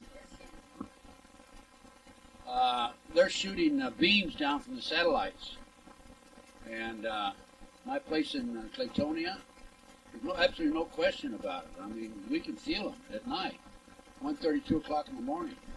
The satellite passes over, and what they've done is they zeroed in on our particular location with these satellite beams, and it affects our health. Well, it can't help but affect the mind to a degree. I mean, I think I'm okay so far, but I think in the long run it's going to affect the mind. Yeah, well, they're dropping poison on us from chemtrails. That's heavy metal stuff they're putting into your body. Now, the story I've got on the chemtrails is they're putting heavy metal in us, and we have DNA, right? And through the heavy metal in us and our DNA, they'll be able to keep track of us any place in the world.